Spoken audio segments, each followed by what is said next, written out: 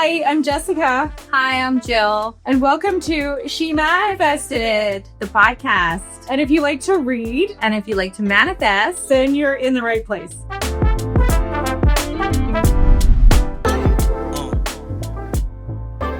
Surprise! We're doing a podcast. And it's called She Manifested It. So Jill and I are doing this podcast, and it was her idea. She called me and said we should do this. Mhm. Now, why did you do that?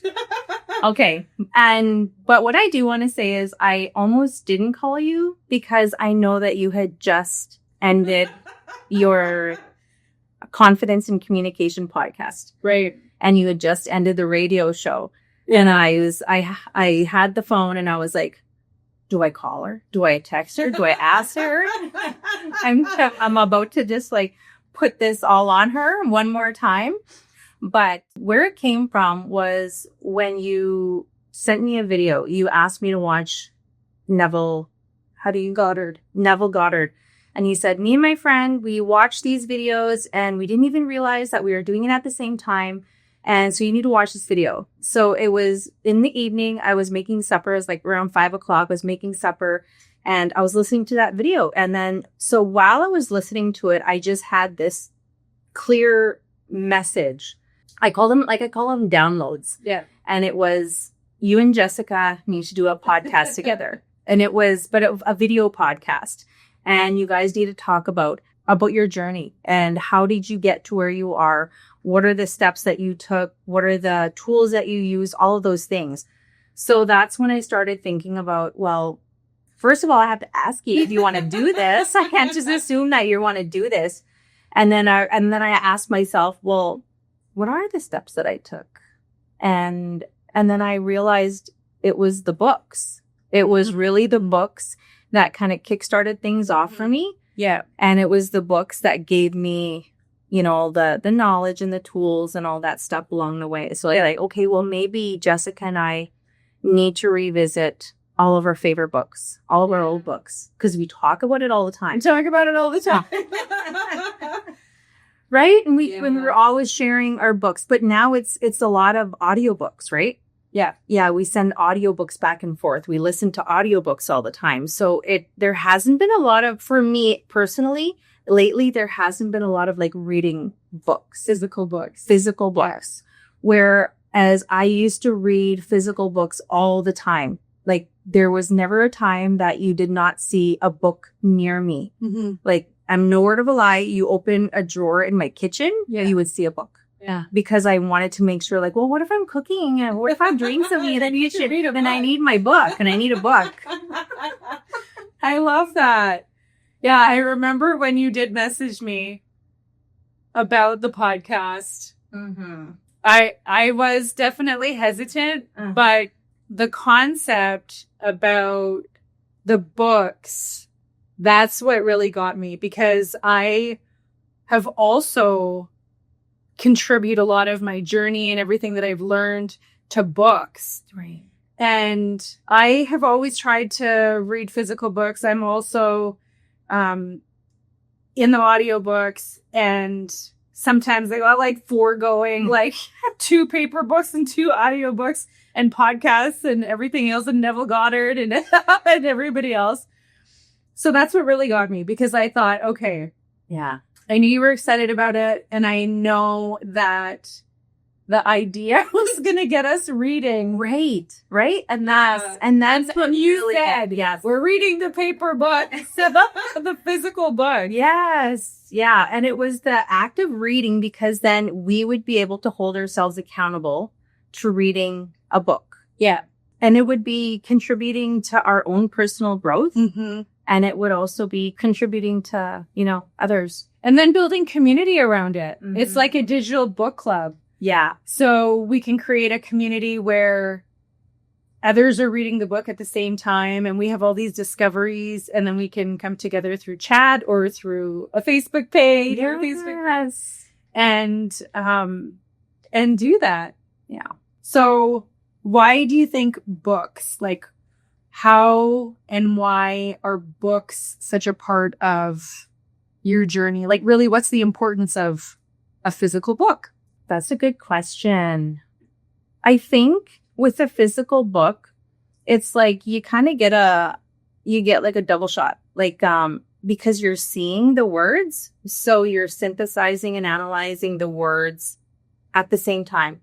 And cause I don't get me wrong. I love audiobooks, but you're hearing it. Yeah. But at the same time, like you can see the words. There's just something different. And then you also have the ability to go back and reread, because sometimes, when you zone out. Yeah. And you have to go back. And this time around, once I started reading the books, I really started underlining and making notes. I never really did that before. I love doing that. My books are marked up. Really? Yeah. Yeah. You know what? I never did that. And I think because I used to be the type of person that if I read a good book, I would give it to somebody else. Yeah. So I didn't want to read all over it. But now I'm like, yeah. And I think now, and you're probably the same way with this as well, is if you find a good book, you don't give them your copy, you just buy them. You buy them a copy, keep your copy.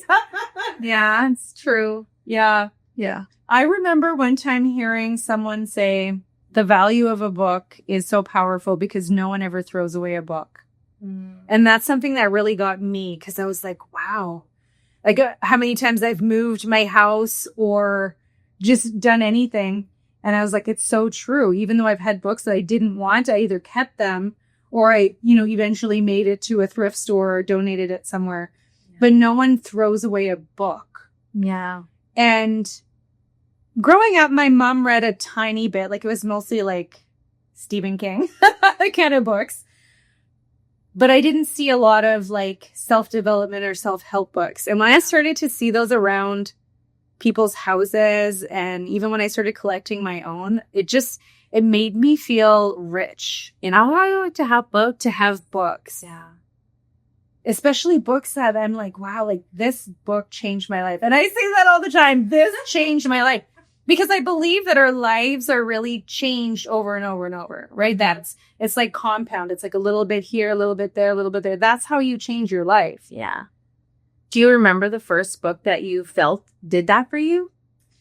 When it comes to this specific journey, the book for me was Yes Energy by Laura Langmeyer. Yeah. And that also came after The Secret. Yeah. So The Secret was a whole thing for me. It opened the door. But when I couldn't get enough of The Secret, and I'm serious, like I watched the movie every day.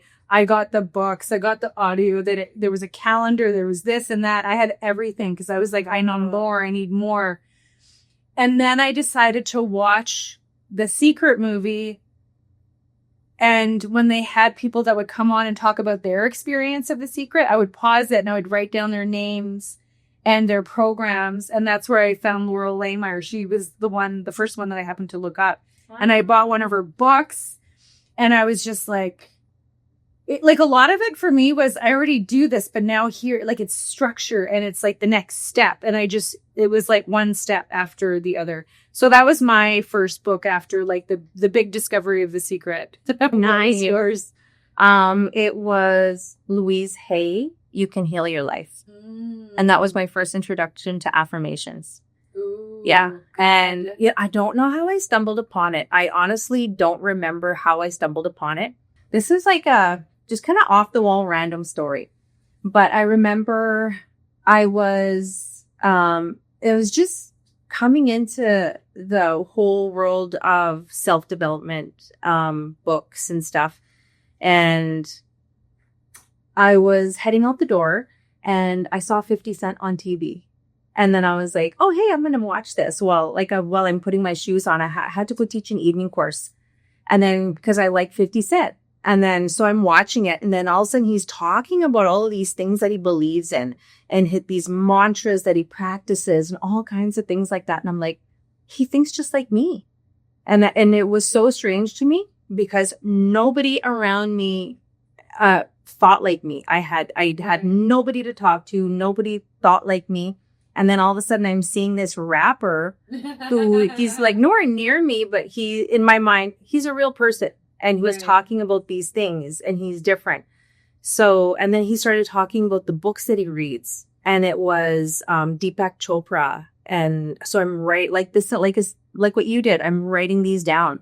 So I'm phoning my mom. I was like, Mom, can you buy me these books? And she's like, because I'm 6 hours away from the nearest bookstore from where I live. Right. So I had to wait for her to go to the city, buy me a book, and get it back to me just so that I could start reading books. Yeah. And it was just kind of like, you know, and then the books would say, you know, read this book or check out this person. Yeah. Yeah. Everything was like a link. Right. Yeah. So that was my first. You Can Heal Your Life was my first. I remember being 14 and I fell into a depression and I found a self-help book on my uncle's bookshelf and I stole it and I read it. But my first real introduction to personal self-development was Louise Hay. Wow. Mm-hmm. So before, if I were to go back before the Laura Langmeyer and when it was The Secret, for me, that was my like opening of, wow, like they think the way that I think. But I was also like, I didn't know what to do about that because it was like, okay, well, now there's names to things, you know, they called it The Secret because no one can really name it. Like you can't really name the process of manifesting because I feel like now, especially today, all these years later, the word manifesting is so like overdone in the industry, right? Yeah. It's almost become like just a word that's kind of lost its power. Although there's so much truth to it. Right. And there's a lot of misunderstanding around it, I think is really the point that I want to say about it. Yeah, because people associate it with magic or woo-woo and it's just like silly. Like, okay, sure, that's cute. But it's like something we're doing all the time anyway. Right.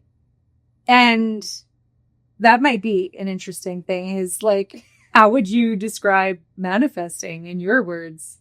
The way that I describe it just to people when I talk about manifestation, as soon as I mention the word manifestation, sometimes I see some people kind of like, you know, kind of back off a little bit, like people that just haven't really heard it. Yeah. Or not really, like the word. Yeah. And I always tell them, you know, manifestation isn't magic. It's just the art of taking your desires, your wants, things from your mind and making them your physical reality. Making them your reality. It's like taking them from here into the physical, into being. Mm-hmm. That's how I describe manifestation. How do you? So that's a good question because even as I'm listening, like I'm listening to the words and this, you know, the steps of how things happen. And I think I like to go back to like the word manifest.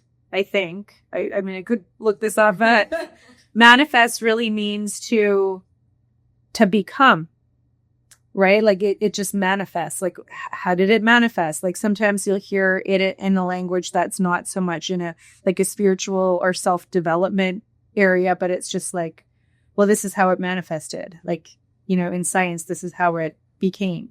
Right. And so when I think of manifesting, I think like even the word and how to describe it, I think there are times where I use it in a playful way because I know that other people don't really take it serious. And so it's almost like I can say, yeah, I manifested it or I'm going to manifest it. And I say it playfully, but seriously. Yeah, they're so serious. But it's so serious because I like made this happen. I created this. Right. And I think how I would describe manifesting is like aligning with your vision. And there's a lot that has to happen in between sometimes. Sometimes it's easy. Sometimes it feels really complicated, but it's really about alignment with vision. And I like that. Alignment with vision. Yeah. And I'm going to write that down as a formula. Okay. I got another story. But, so one time I was at a conference and I was really, kind of on the in the early stages of my journey. I was plugging along, maybe 5 years in to my journey on, creating myself. and, you know, my next level version of myself. And I was at a conference and I had my little booth set up. And so this guy comes by, and he's like our age, and he stops and he starts looking at all of my stuff, and then he starts asking me questions about, you know, where do you learn all this? Like, where do you get all your material from and everything? And I was like, well, I read books. I get everything from books. He's like, well, that's a waste of time. And he just basically told me that it's a big waste of time, that I should just be watching videos and I can get everything I need from people like Gary Vee and, you know, like just YouTube videos, like 10-minute YouTube videos, and just don't waste your time on books. Like, I remember just kind of looking at him and thinking, you're so wrong. And there's no way that I was going to allow him to sway my opinion, because I really believe that he was wrong. Right. Yeah. Because like, I view that as like not taking the easy way out, but, cause I like watching videos, but Yeah. it's kind of like a movie trailer versus the movie. It's really a shortcut. Yeah. Like the books is the meat. Yeah. Right. Yeah. It's like, do you want to sniff or do you want to taste? Yeah. I'm glad that you felt so like confident in your belief that you were like, but you didn't take any of his opinion on, because who says that? Right. And he was really smug too. And it was because I kind of got this feeling from him that I'm up here, you're down here. Listen to me, because I got all the answers. Right. But it wasn't enough. Like, even though he was giving off that ego, it wasn't enough to pull me in, because I'm truly, like, firmly believe that, you know, there's so much knowledge in the books. Absolutely. And I think that there's a lot of value in the videos, because we probably watch those too. Mm-hmm. But those I feel like are supplemental, right? Like, I feel like it's like diving into a book, you just get so much. And you know what? And I know that do you have more than one book What do you mean? that you've written? I have like one novel, but I have like a couple other things. Right. Yeah. When I've been thinking about reading lately, I think so much about how much work it takes to create a book, but also I'm sure any author that you speak to, they put so much into that book. They're like, I want to teach you about this thing, and I want you to know every angle about it. And they put that in that book. And so lately when I've been reading, and I feel like it's probably because I will be writing a book, or I am writing a book, I feel like I'm really kind of connecting to that now. Yeah. But it's fun to appreciate, like, just holding a book that someone else has written, that they've taken the time because they wanted so badly to share that with others. I think it's incredible. Yeah. And it's like, there's foundation building, right? You can't just jump right into the plot without setting the scene and everything else. So it's like, you have to read the full book in order to get the true essence of the message. Like, Yeah. it's, you just have to. There's, to me, there's no way around it. Like, it's, you know, you'll watch a video and part of it'll stay with you. But when you read the book, that knowledge stays with you forever. It's just ingrained. And then you just know things. And then you just know things. You're so much smarter. But also what I think about, like, for someone who's just watching the videos, it's like you're just dipping your toe, but you're also just like regurgitating. You're not taking that knowledge in. You're not learning. And that's what happens when you read the book, is you take it in, and then it's almost like it kind of flows through your body, going like, how does this fit? Where do I use this? Oh, this is where this knowledge works. And when you have that, like, it truly does change you. Yeah. And And if if you're- you're home in your body. Yeah. And in your spirit. Yeah. And if you're just watching the videos, like, you're literally just regurgitating what someone else has said about the book. Yeah. How foolish.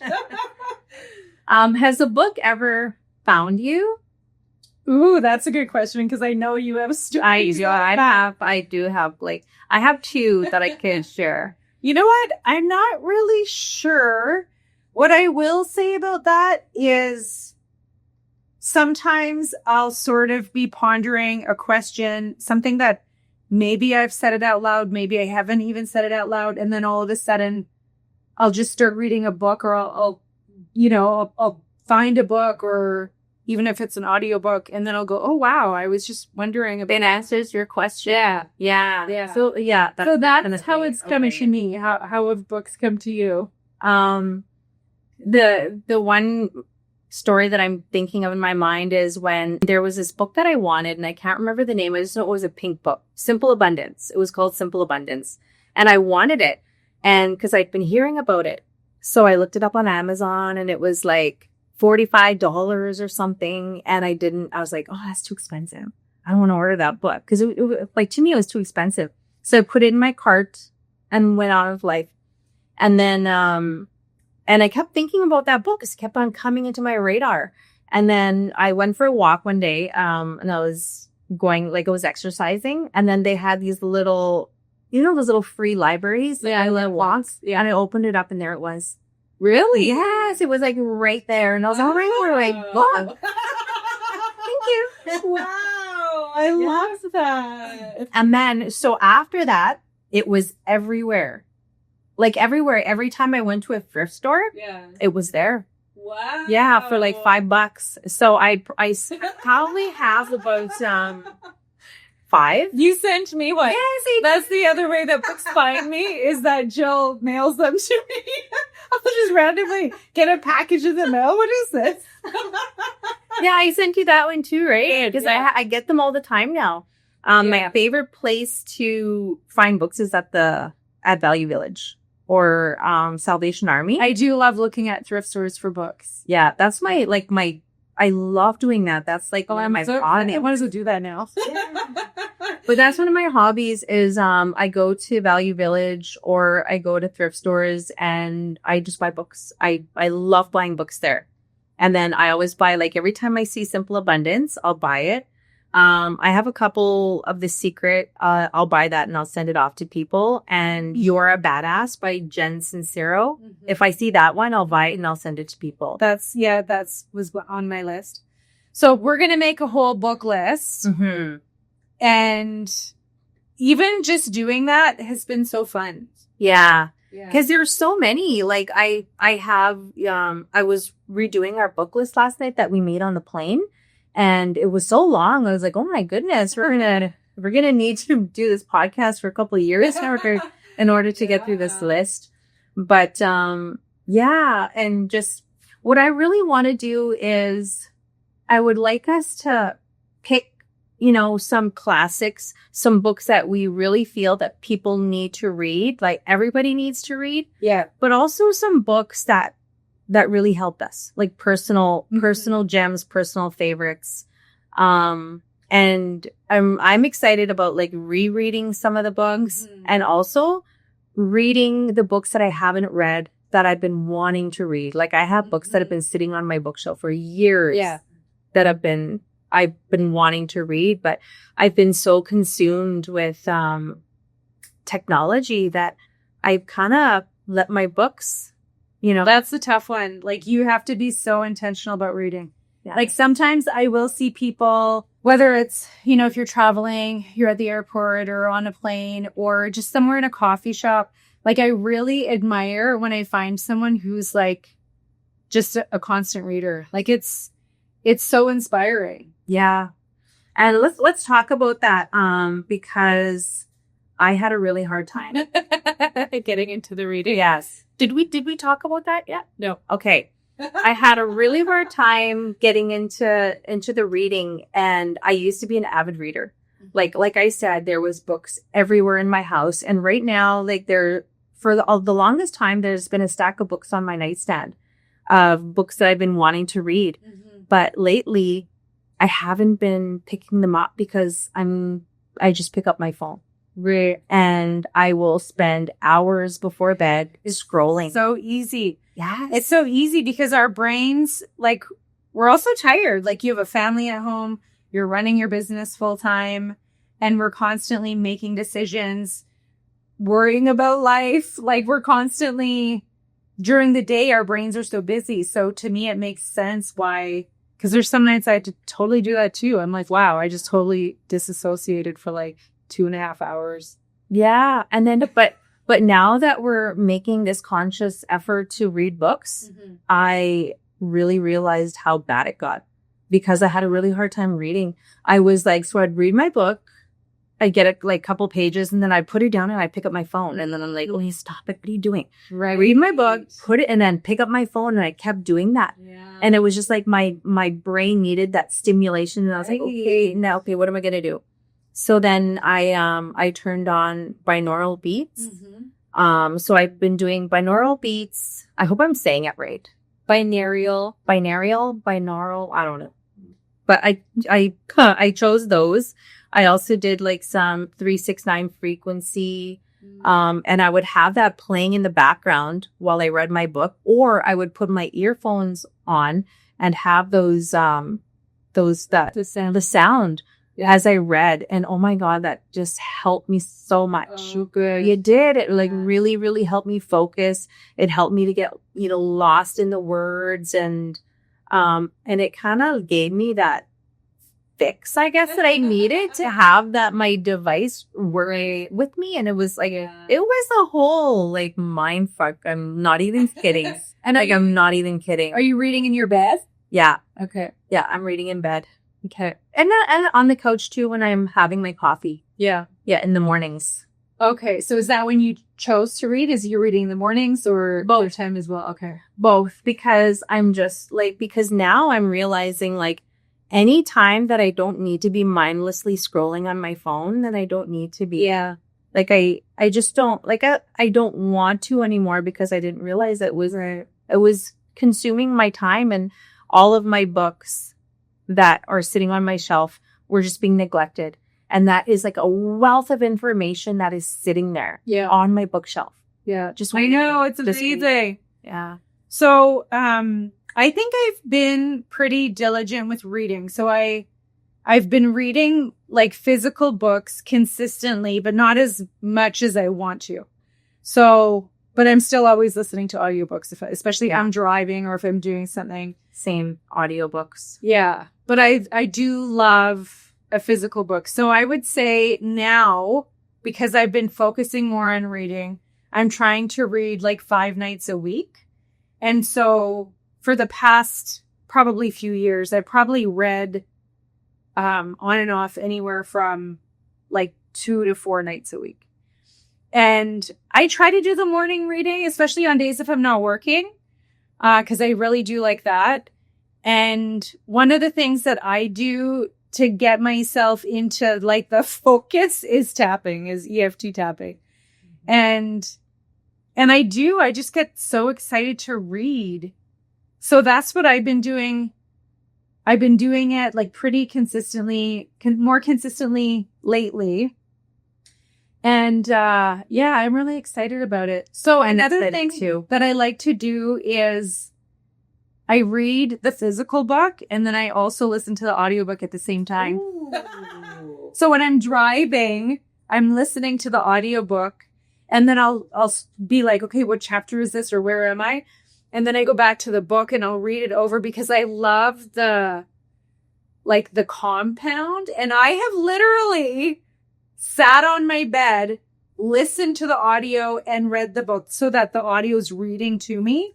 Cause it's still different. Like I would never want to watch it in a movie form. I still want to watch it or still want to read the book. Yeah. But you're right. What you said earlier about like just looking at the words. I don't know. It just does something for me. I gotta try that. It's usually one or the other. I don't even know if I've ever done both at the same time. Yeah, I gotta try that. Yeah, it's kind of a fun one. It's kind of overkill, but I love it's like in depth. It's like it's coming from you at all the senses, you know? Nice. Okay, I'm gonna try that next time. Yeah, I'll try that next time. I used to read every single day. I haven't read a physical book in a while, like a whole physical book. Yeah. I'm the type of person that I would read a few chapters and then start another one and then read a few chapters and then start another one. So now I'm so excited about reading the full book. Yeah. Yeah, I get. And lately, since we've started reading, I've been reading every single day again. So I'm so excited. And what I'm really excited about too is bringing people along. Bringing people along, and also like listening to what people have to say, like people who have, you know, get to reread these books with us that have read them before. Yeah. Or if they're reading it for the first time, or if they're reading it for the first time and we're introducing a new book to them, like, oh my God, that's going to be so exciting. Should we introduce our first book? Let's introduce the first book. I'm so excited. So we had a hard time picking the first book. Because there are so many books. And like Jill already said, like the list is so big. Of the books that we're going to go through. And we were sitting on the plane making a list when we were going to one of our events. And she's like, okay, what are the books? So we went through the list. And I said that I know when it comes to manifesting, or even just like I need to feel better, I need a shift, I need something. The foundational book for me is The Law of Attraction by Abraham Hicks. And it's so true. Like, I don't remember the first time I read this book. Like, it would have been like what did it come out? I want to say 2016, but I don't know if that's right. I think that's around the time. And so still today, no matter what kind of issue I'm going with in life, if I'm frustrated, sad, worried, anything, I always go back to Abraham Hicks. Even though I also, right now, I have so many tools that I've collected from so many different books. And when I say tools, I mean like, shit's not feeling good, or I don't like something going on in my life. What am I going to do? How am I going to take control? And I have all these tools. And so anyway, with the Law of Attraction and our topics, I was like, this is the one, this is the foundational one for me. And like, let's do this one first. So we're starting with this book. And with this book, we invite you to be part of the Facebook group. And in the Facebook group, you're going to find the link to the book that we're reading. But we also want you to post about like what's coming up for you. What did you learn? Why do you love the book? Like what's happening? And we're going to come back and we're going to do an episode on it. Right. And we'll also put a link to the book and also the Facebook group at the end of the podcast. You know, you can go to your local bookstore and pick up the book. But it would be really fun for you guys to read along with us so that the next time we come together, that you will have read the book before we have our next podcast, so that there isn't too many spoilers. So get the book, join the Facebook group, read the book with us. Yeah, and we're excited to hear what you guys have to say and any feedback that you have and what you've manifested. Yes. What did you manifest? And what are your downloads? I like to call them downloads. Like what were your big takeaways? What just like hit you? You're like, oh my God, this is so me, or this is what I got to do, or right. Yeah. I'm really excited. I'm so excited. Hey, till next time. Till next time.